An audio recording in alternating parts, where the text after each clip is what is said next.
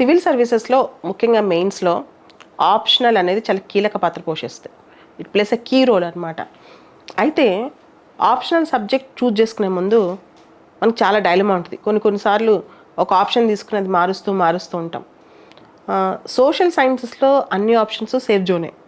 కాకపోతే first option choose చేసుకునేటప్పుడు ఆ సబ్జెక్ట్ అంటే మనకి ఇంట్రెస్ట్ ఉందా? జనరల్గా సబ్జెక్ట్లో ప్రతి చాప్టర్ మనకి బట్టి రాదు. సబ్జెక్ట్లో ప్రతి చాప్టర్ ఇంట్రెస్ట్ ఉండదు. మెజారిటీ ఆఫ్ ద పోర్షన్ మనకి ఇంట్రెస్ట్ ఉందా? First question. అది మనకు సులభంగా చెప్పే టీచర్ ఉన్నారా? రెండో క్వశ్చన్. అన్నిటికన్నా important previous years questions option పేపర్లో పీవైక్యూస్ చేయాలి. చేస్తే మనం కొంతన్నా క్వశ్చన్ అర్థమవుతుందా, అసలు ఏం అడిగాడు అర్థమవుతుందా, ఇవి కనుక చూసుకోగలిగితే కనుక 1 year ప్రాపర్గా. చాలామంది అనుకుంటారు మెయిన్స్ ముందు 2 months 3 months చదివితే ఆప్షన్ అయిపోద్దని. కాదు, ప్రాపర్గా 1 year ప్రిపేర్ అవ్వాలి. నేను తీసుకున్న ఆప్షన్ పొలిటికల్ సైన్స్, ఎందుకంటే నాకు చాలా ఇష్టం కాబట్టి.